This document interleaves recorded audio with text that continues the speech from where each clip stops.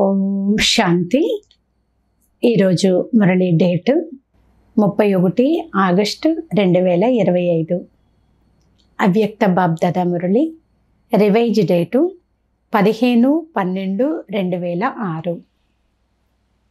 ఈరోజు మురళి హెడ్లైను స్మృతి స్వరూపంగా అనుభవి మూర్తిగా అయ్యి తీవ్ర వేగంతో ఒకే సెకండులో పరివర్తన చేసుకుని గౌరవపూర్వకంగా ఉత్తీర్ణులవ్వండి.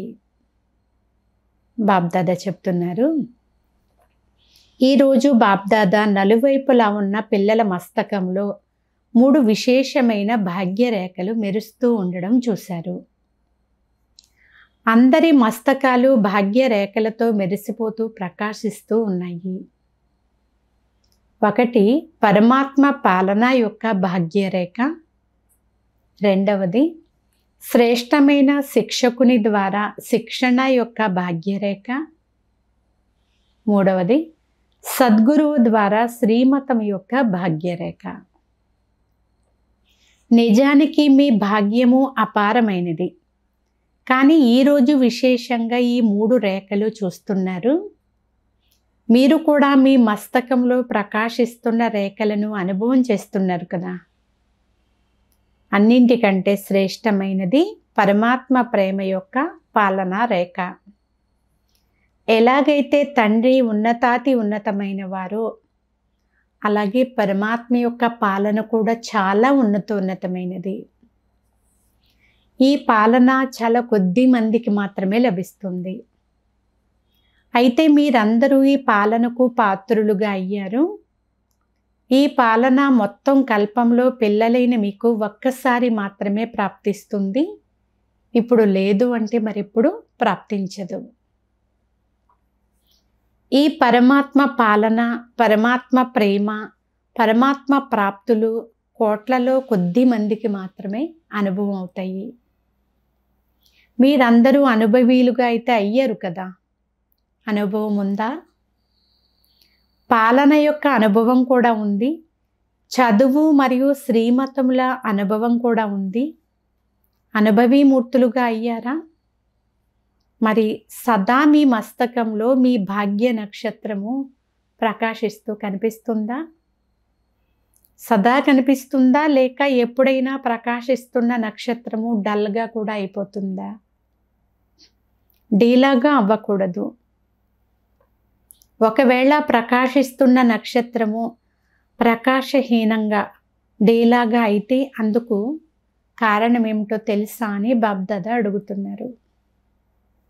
అందుకు కారణము స్మృతి స్వరూపంగా అవ్వకపోవడము అని బాబ్దాదా గమనించారు. నేను ఆత్మను అని ఆలోచన చేస్తారు, ఆలోచన స్వరూపులుగా అవుతారు, కానీ స్మృతి స్వరూపులుగా తక్కువగా అవుతున్నారు. ఎంతవరకు సదా స్మృతి స్వరూపులుగా అవ్వరో అంతవరకు సమర్థత రాజాలదు. స్మృతియే సమర్థతను ఇప్పిస్తుంది. స్మృతి స్వరూపమే సమర్థ స్వరూపము.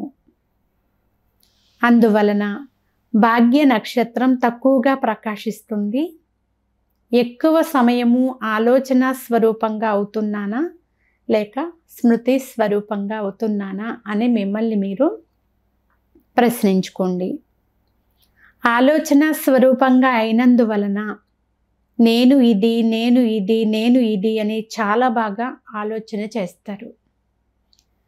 కానీ స్మృతి స్వరూపంగా అవ్వని కారణముగా మంచి ఆలోచన చేస్తున్నప్పటికీ అందులో వ్యర్థ మరియు సాధారణమైనటువంటి సంకల్పాలు మిక్స్ అయిపోతూ ఉంటాయి. వాస్తవానికి మీ అనాది స్వరూపము స్మృతి స్వరూపము నుండి సమర్థ స్వరూపము, అంతేకాని ఆలోచించే స్వరూపం అయితే కాదు. ఆదిలో కూడా ఈ సమయం యొక్క స్మృతి స్వరూపానికి ప్రాలబ్ధము ప్రాప్తిస్తుంది. కనుక అనాది మరియు ఆది స్వరూపం కూడా స్మృతి స్వరూపమే. ఈ అంతిమ సమయమైన సంగమ యుగంలో కూడా స్మృతి స్వరూపులుగా అవుతారు.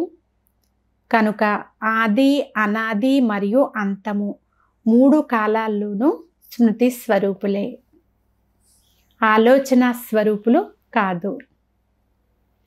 అందువలన వర్తమాన సమయంలో అనుభవీమూర్తులుగా అవ్వడం శ్రేష్టమైన స్థితి అని బాబ్దాదా ఇంతకు ముందు కూడా మనకి వినిపించారు.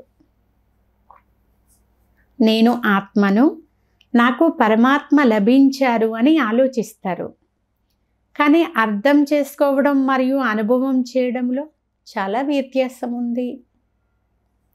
అనుభవీమూర్తులు ఎప్పుడూ మాయతో మోసపోరు, దుఃఖాన్ని అనుభవం చెయ్యరు. మధ్య మధ్యలో ఏవైతే మాయ యొక్క ఆటలు చూస్తున్నారో, ఆటలు ఆడుతున్నారో దానికి కారణము అనుభవీమూర్తులుగా అవ్వడంలో లోపము. అనుభవం యొక్క అథారిటీ అన్నింటికంటే చాలా శ్రేష్టమైనది. చాలామంది పిల్లలు ఆలోచిస్తున్నారు, కానీ స్వరూపం యొక్క అనుభూతి తక్కువగా ఉండడం బాబ్దాదా గమనించారు.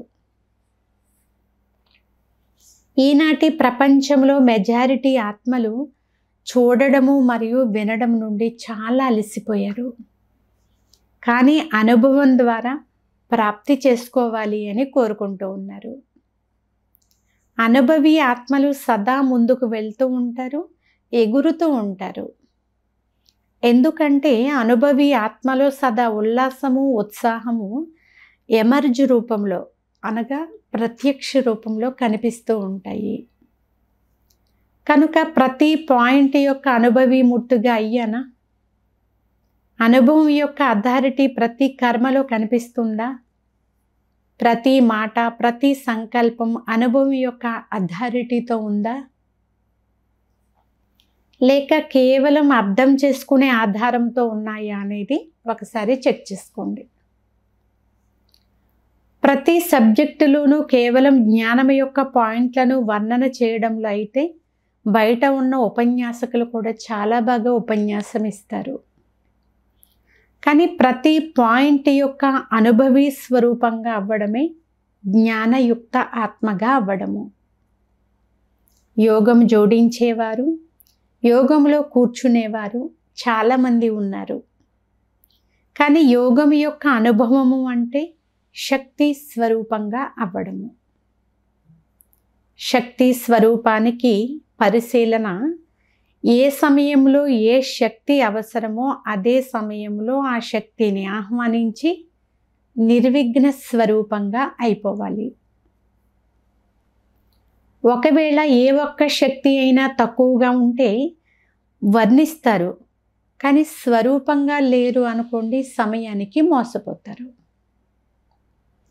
సహన శక్తి అవసరం ఉన్నప్పుడు మీరు ఎదుర్కొనే శక్తిని ఉపయోగిస్తే యోగయుక్త అనుభవీ స్వరూపులు అని అంటారా? అనరు కదా. 4 సబ్జెక్టులలో స్మృతి స్వరూపులు లేక అనుభవీ స్వరూపుల గుర్తు ఏముంటుంది? స్థితిలో నిమిత్త భావము, వృత్తిలో సదా శుభభావము, ఆత్మిక భావము, నిస్వార్థ భావము ఉంటుంది. వాయుమండలంలో లేక సంబంధ సంపర్కంలో సదా నిర్మాణ భావము, మాటలు సదా నిర్మలముగా ఉంటాయి. ఈ విశేషతలు అనుభవీ మూర్తులకు ప్రతి సమయంలో నేచురల్గా ఉంటాయి. న్యాచురల్ నేచర్ అనగా సహజ స్వభావము. ఇప్పుడు చాలామంది పిల్లలు అప్పుడప్పుడు మేము ఇది చెయ్యాలని అనుకోలేదు, కానీ ఇది నా పాత స్వభావము అని అంటూ ఉంటారు. స్వభావం అనేది దానంతటదే పనిచేస్తూ ఉంటుంది, ఆలోచించే అవసరమే ఉండదు. స్వభావము అనేది సహజంగా పనిచేస్తుంది. కనుక ఇప్పుడు నా సహజమైనటువంటి స్వభావం ఏమిటి అని ప్రతి ఒక్కరూ కూడా పరిశీలన చేసుకోండి. ఒకవేళ ఏదైనా పాత స్వభావము అంశ మాత్రం ఉన్నా అది ప్రతి సమయము కార్యములోకి వస్తూ వస్తూ ఒక పక్కా సంస్కారములాగా అయిపోతుంది. ఆ పాత నేచర్, పాత స్వభావము, పాత సంస్కారాన్ని సమాప్తం చేసుకోవాలని కూడా అనుకుంటారు, కానీ చెయ్యలేరు. దీనికి కారణం ఏమిటి? అన్నింటిలోనూ జ్ఞాన స్వరూపంగా అయితే అయిపోయారు, కానీ ఏమి జరగరాదని కోరుకుంటారో అది జరిగిపోతుంది. దీనికి కారణం ఏమిటి? పరివర్తన చేసుకునే శక్తి తక్కువగా ఉంది. పరివర్తన శక్తిని గురించి కూడా అర్థం చేసుకుంటారు, అలాగే వర్ణన కూడా చేస్తారు. పరివర్తన శక్తిని గురించి వ్రాయమని టాపిక్ ఇస్తే, ఉపన్యసించమని చెప్తే, దీనిలో అయితే అందరూ చాలా తెలివైన వారిగానే ఉంటారు. చాలా బాగా మాట్లాడగలరు, అలాగే వ్రాయగలరు కూడా. ఇతరులు ఎవరైనా వస్తే వారికి కూడా ఏమీ పర్వాలేదు, పరివర్తన చేసుకోండి అని చాలా బాగా అర్థం చేయిస్తారు కూడా. కానీ స్వయంలో పరివర్తన శక్తి ఎంత ఉంది? వర్తమాన సమయం యొక్క మహత్వాన్ని అనుసరించి పరివర్తన చేసుకోవడంలో సమయం పట్టకూడదు. సెకండులో పరివర్తన శక్తి పని చేయాలి. ఎందుకంటే ఇది జరగరాదు అని మీకు తెలిసి కూడా పరివర్తన చేసుకోలేకపోతే అందుకు కారణం ఏమిటి అని ఆలోచన చేస్తారు, కానీ స్వరూపంగా మాత్రం అవ్వడం లేదు అని బాబ్దాదా అంటున్నారు. రోజంతటిలో ఎక్కువగా ఆలోచన స్వరూపంగా అయితే అవుతున్నారు, కానీ స్మృతి నుండి సమర్థ స్వరూపంగా అవ్వడం చాలామందిలో ఇది మాత్రం చాలా తక్కువగా ఉంది. సమయం ఇప్పుడు తీవ్ర వేగంగా వెళ్తూ ఉంది. ఇది తీవ్ర పురుషార్థం చేసే సమయము, సాధారణ పురుషార్థం చేసే సమయం అయితే కాదు. సెకండులో పరివర్తన అంటే స్మృతి స్వరూపము ద్వారా ఒక్క సెకండులో నిర్వికల్పంగా వ్యర్థ సంకల్పాల నుండి నివృత్తిగా అయిపోవాలి. ఎందుకు? సమయం యొక్క సమాప్తిని తీసుకొచ్చేందుకు మీరే కదా నిమిత్తులు.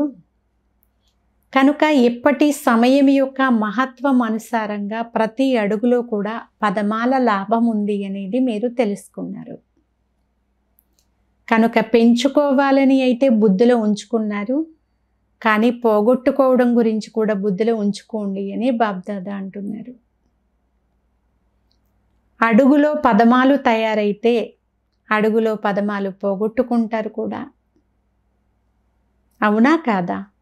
ఇప్పుడు 1 నిమిషము అనే రోజులు కూడా గడిచిపోయాయి.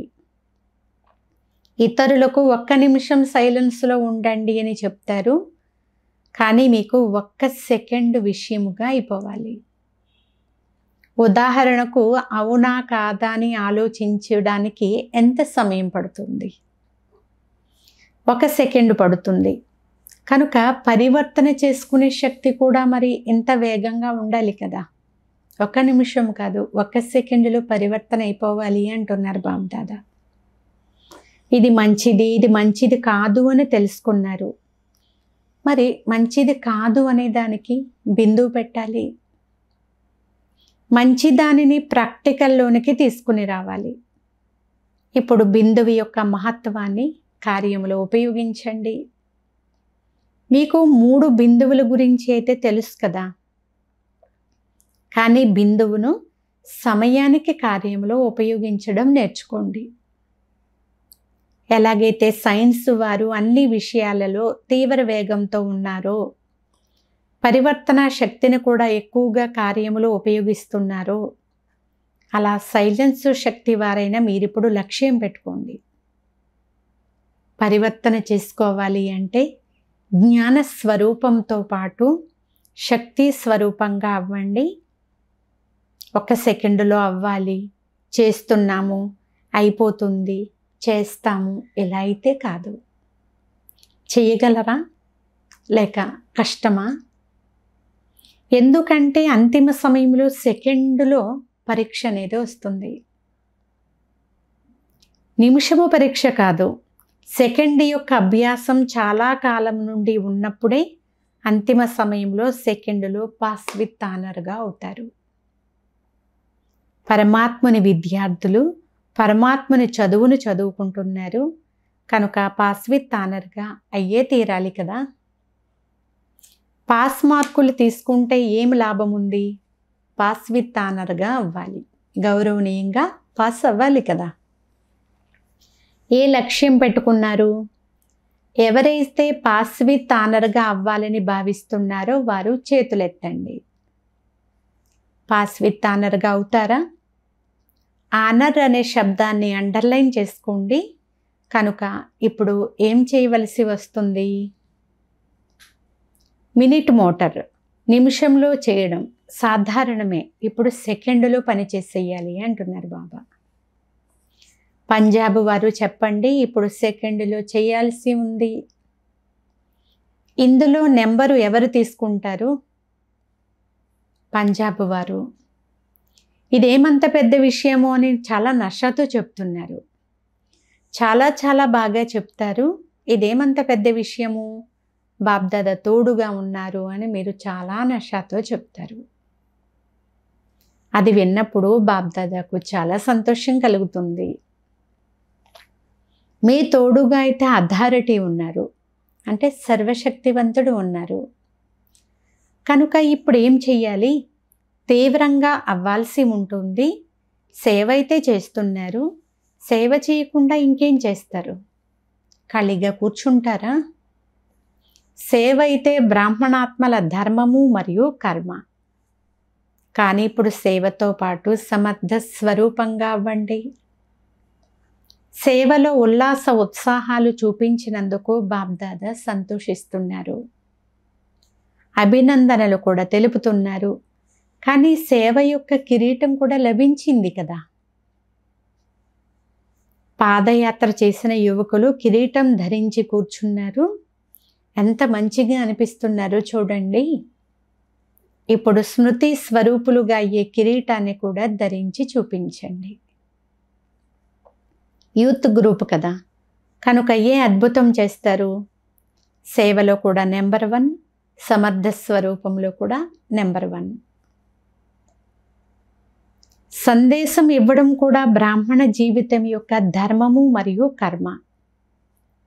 కానీ ఇప్పుడు బాబ్దాదా పరివర్తన చేసే యంత్రాన్ని తీవ్రం చెయ్యండి అని సూచన ఇస్తున్నారు.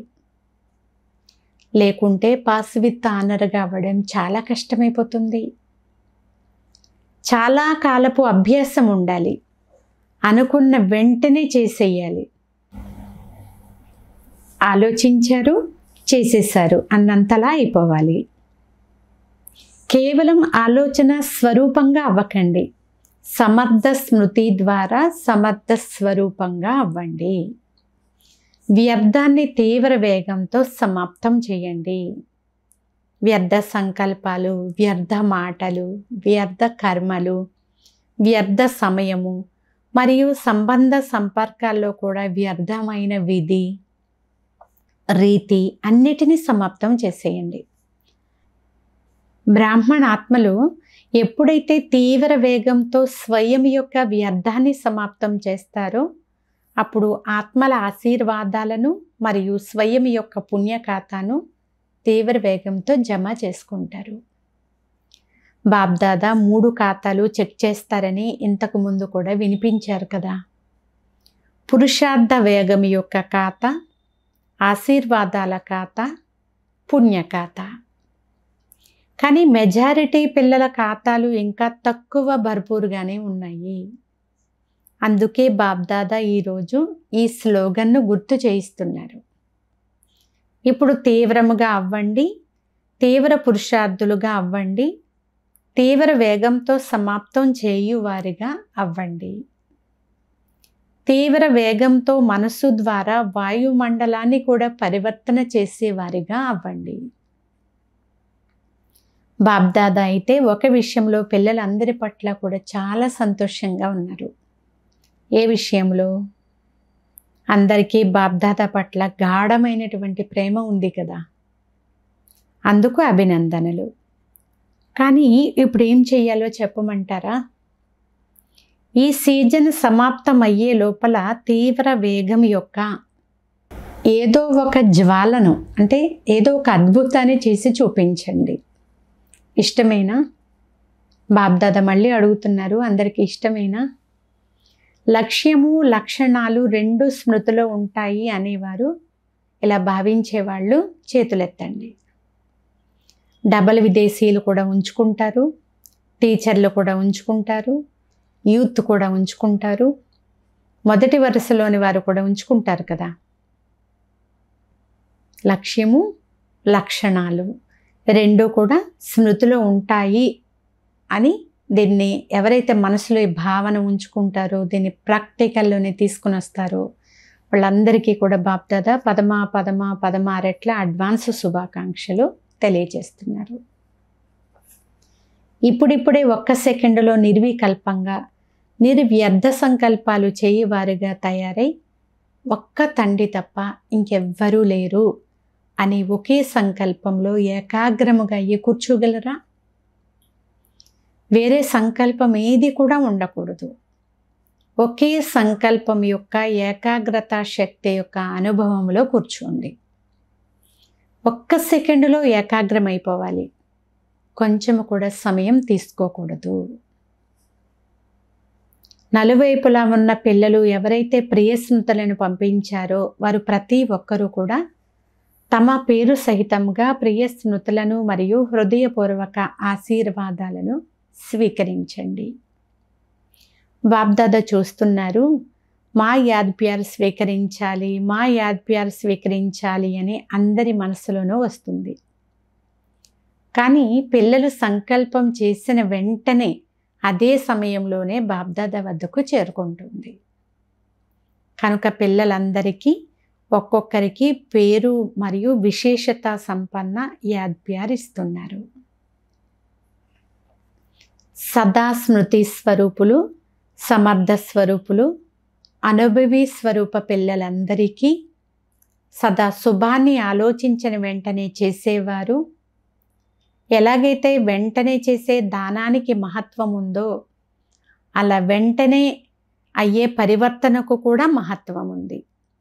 కనుక వెంటనే పరివర్తన చేసుకునే విశ్వ పరివర్తక పిల్లలకు సదా పరమాత్మ పాలన, పరమాత్మ ప్రేమ, పరమాత్మ చదువు మరియు పరమాత్మ శ్రీమతమును ప్రతి కర్మలో తీసుకొని వచ్చే మహావీర్ పిల్లలకు సదా ధైర్యము మరియు ఏకాగ్రత, ఏకత ద్వారా నెంబర్ 1 తీవ్ర పురుషార్థం చేసే పిల్లలకు బాప్దాదా యొక్క హృదయపూర్వక ప్రియస్మృతులు, హృదయపూర్వక ఆశీర్వాదాలు మరియు నమస్తే.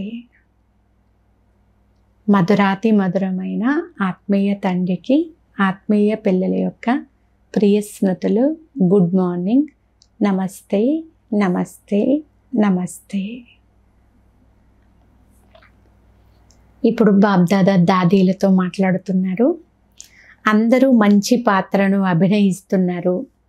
బాప్దాదా ప్రతి ఒక్కరి పాత్రను చూసి చాలా సంతోషిస్తున్నారు. చిన్న చిన్నవారు కూడా మంచి పాత్రను అభినయిస్తున్నారు.